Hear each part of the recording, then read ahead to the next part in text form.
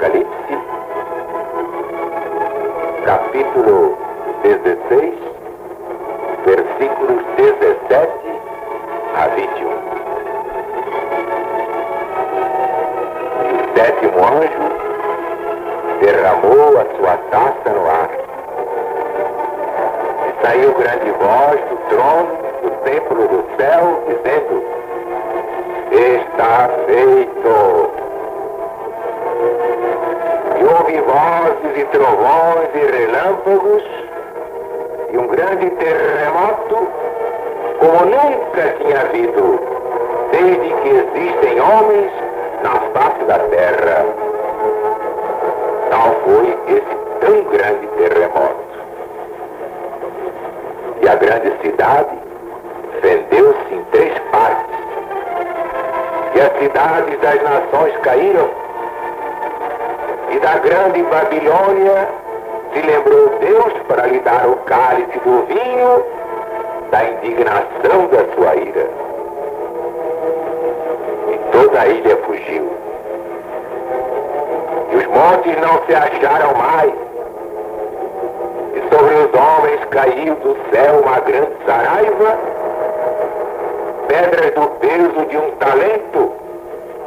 E os homens blasfemaram de Deus por causa da praga da saraiva, porque esta praga era muito grande.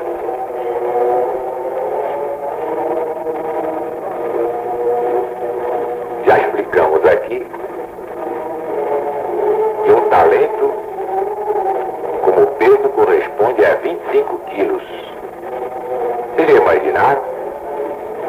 Quem é que pode aguentar a força de uma pedra de 25 quilos caindo lá de cima? A humanidade, nessa altura, diz o Apocalipse, não terá abrigo, não. E a linguagem profética é essa: cidades ruíram, graças a um potente terremoto. As ilhas desapareceram nas águas. Ninguém vê mais os montes, os morros, ninguém mais os vê. E outra vez os ímpios dão largas às suas blasfêmias contra Deus, porque a praga da saraiva é muito grande. Vamos dar aqui uma pálida ideia do terrível efeito da cena predita neste Apocalipse, para concluir pela seguinte destruição, que seja uma tempestade de saraiva no Bósforo. É um testemunho do Comodoro Potter nas suas cartas de Constantinopla e arredores. Volume 1, página 44. Vejam este depoimento para saber que é uma saraiva. Tínhamos talvez andado 1,5 quando uma nuvem que se levantou no ocidente indicou que a chuva se aproximava. Dentro de poucos minutos, descobrimos que algo caía do céu em fortes pátegas de alvacento aspecto. Eu não podia imaginar de que se tratava, mas vendo perto algumas gaivotas, supus que eram elas que se precipitavam em busca de peixe. Mas, meus amigos, pouco depois, descobri que se tratava de grandes bolas de gelo que caíam implacavelmente. Imediatamente ouvimos um som como de trovão ribombando ou 10.000 carros furiosamente rodando sobre a artilharia do pavimento. Todo o Bósforo estava em espuma,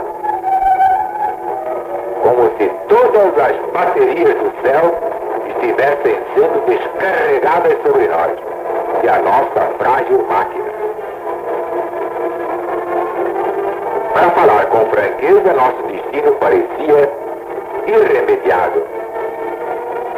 Abrimos até os nossos guarda-chuvas para nos protegerem, mas os blocos de gelo os desfizeram em frangalhos. Por fortuna tínhamos no barco uma pele de boi, sob a qual nos protegemos, salvando-nos assim de mais ferimentos.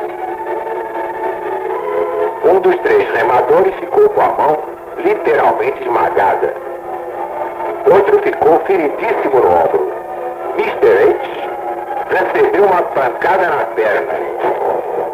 Minha mão direita ficou toda contusa. E todos ficaram feridos. Foi a mais espantosa e terrível cena que jamais testemunhei na minha vida.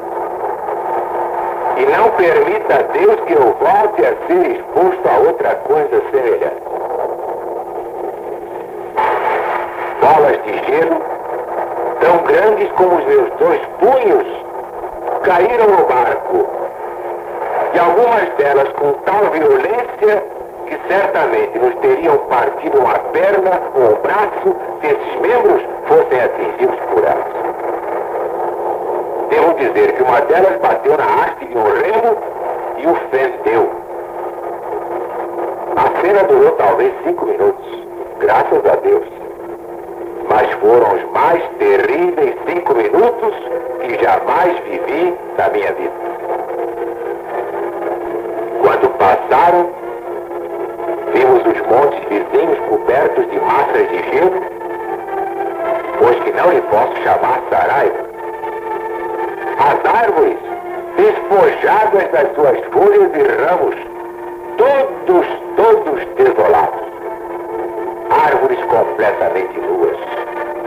A cena foi tão terrível que eu, francamente, não tenho linguagem para descrevê-la. Declaro que testemunhei já vários terremotos.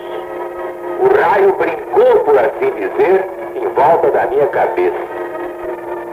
O vento rugiu e as ondas, no momento, pareceram se levantar ao céu e, no momento seguinte, se arrojar num profundo abismo. Tenho estado em combate, tenho visto a morte, a destruição em volta de mim, em todas as suas formas de horror. Mas nunca antes tive o sentimento de terror que me empolgou nessa ocasião e que ainda sinto por vezes e que receio nunca mais posso esquecer. O meu porteiro, aliás, o porteiro mais ousado da casa, que se aventurou a sair um instantezinho fora da porta, foi lançado no chão por um bloco de Saraiva e, se não tivessem arrastado para dentro da casa pelos calcanhares, certamente teria morrido apedrejado. 2 barqueiros foram mortos na parte superior da aldeia. Vi muitos ossos partidos. Agora imaginai os céus subitamente gelados e o gelo partido em pedaços de tamanhos irregulares com o peso de 1,5 libra precipitado sobre nós cá embaixo. Esse é o depoimento de Mr. H. Ora, se tais foram os efeitos de uma tempestadezinha de Saraiva, que despenhou pedras do tamanho do punho de um homem, pesando quanto muito uma librazinha, quem poderá pintar as consequências da tormenta que vem aí, em que cada pedra é do tamanho de um talento de 25 quilos? Tão certo como a palavra de Deus ser a verdade, assim o karma brevemente castigará o mundo culpado. É o karma de cada um, que Deus não castiga ninguém. Mas Deus é justo, não revoga a sua lei para agradar a ninguém. Não adiantam lágrimas, porque agora nem Jesus é mais o mediador. É a hora do juízo, e quem o diz é o Apocalipse. Ninguém mais vai ter chance ao fim.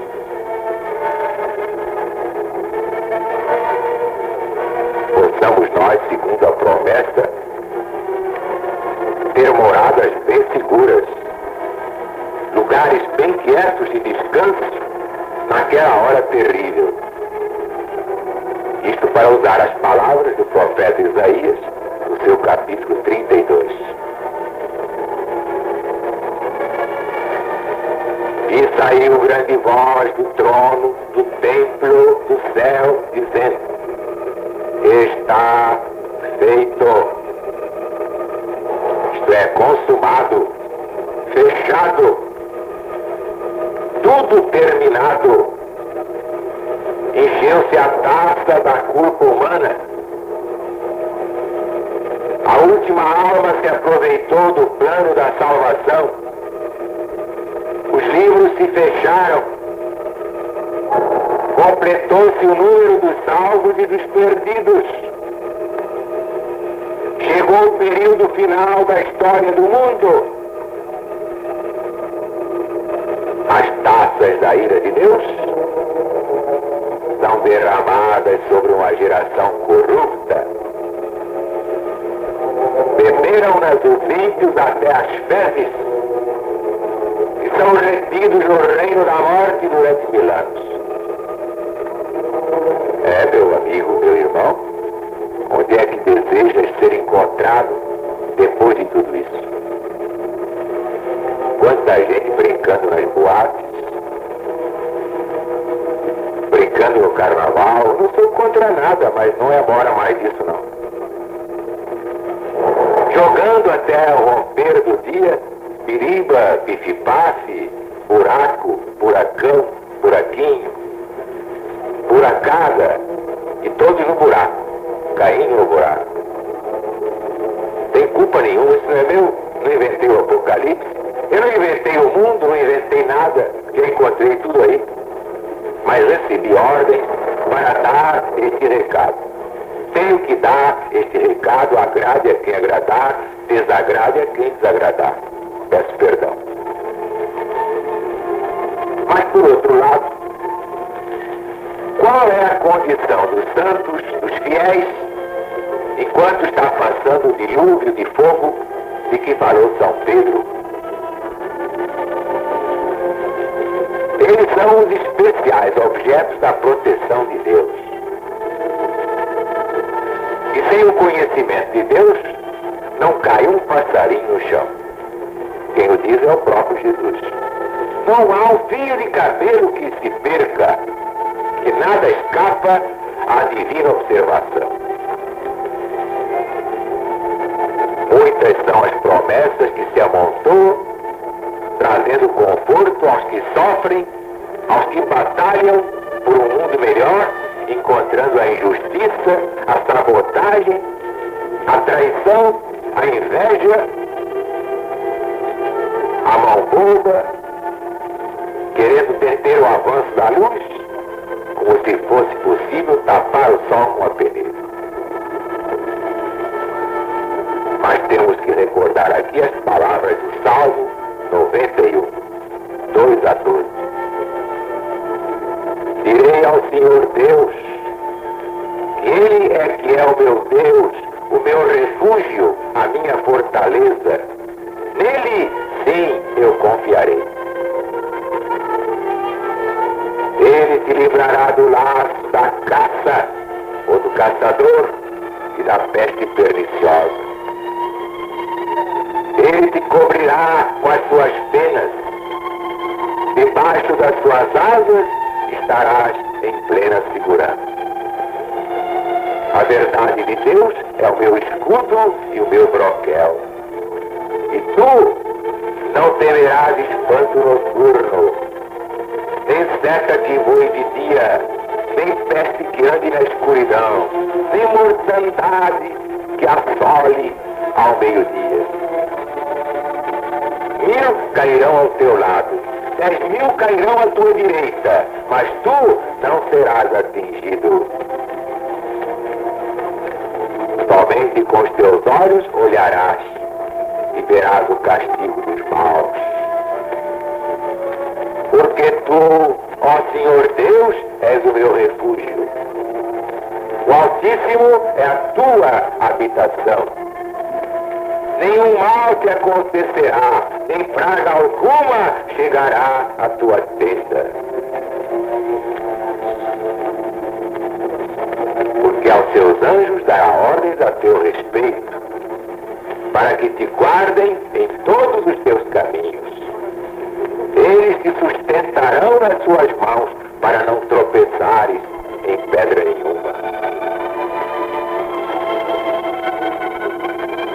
Eis aí, meus amigos, meus irmãos, o final do capítulo 16 do Apocalipse de Jesus segundo São João.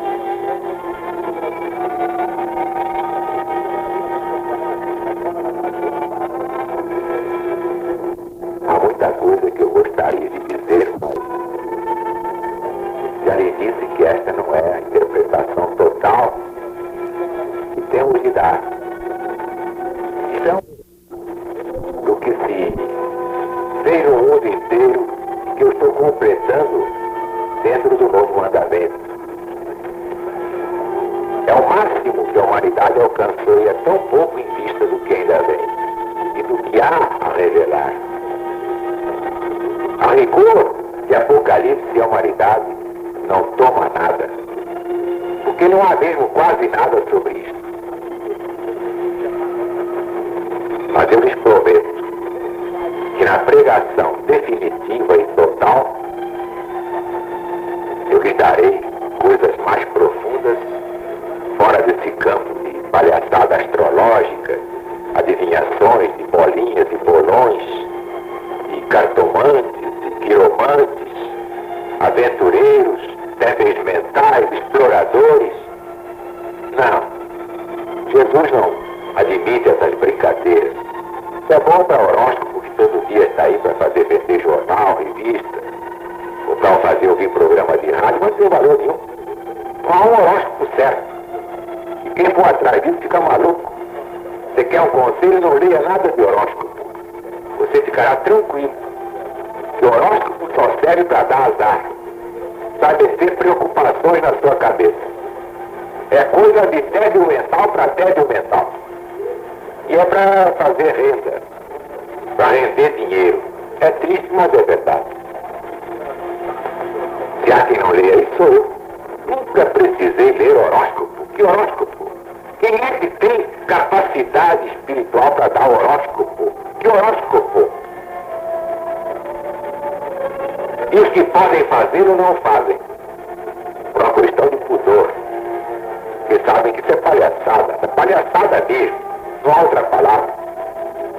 E é um assinte àqueles que têm um pouco de espiritualidade.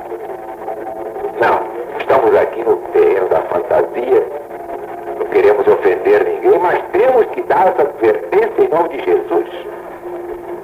O que vocês precisam saber é Evangelho e Apocalipse, nada mais. Saiam do terreno das adivinhações, das suposições, das esperanças frustradas, das falsas sugestões ou autossugestões, que tudo isso leva a pessoa à loucura. Vamos deixar de ter fé em homens, vamos ter fé em Deus, em Jesus, no Espírito Santo, no Espírito de verdade. Que esses não enganam ninguém, não são de dinheiro, não precisam comer, não precisam vestir, não precisam passear, não querem ir a Paris, não fazem questão de ver Folie Bergère. Eis aí. Eles vivem para dar a verdade, por isso é que os inimigos se levantam contra ela. E não querendo aparecer, não veio aqui um deputado, ali um senador, ali um vereador, não me mete medo isso. Estou a serviço de Deus, sem nada a temer. E ainda não disse nada do que devo dizer e vou dizer. E ninguém me impedirá de dizer. Foi muito bom sair da Rádio Mundial, porque aqui eu tenho uma liberdade que não tinha lá. Tinha que tomar cuidado por causa do canal, o governo caça o canal. Por quê? Porque eu estou cometendo o crime de pregar a verdade que colocará o Brasil na vanguarda do mundo. Então quem é o patriota? Sou eu ou a aqueles que impedem que o Brasil seja colocado na vanguarda do mundo. E vai ser, e ninguém vai impedir. Muito obrigado a todos. Encerramos assim o capítulo 16 e reiniciaremos amanhã com o capítulo 17. É a condenação da grande prostituta. E o mundo está cheio delas. Não essas coitadas que ganham a vida para salvar as crianças, os filhinhos, sustentar a mãe. As grandes prostitutas que pregam o Evangelho. É diferente. Que a paz de Deus esteja com todos agora e sempre. E viva Jesus!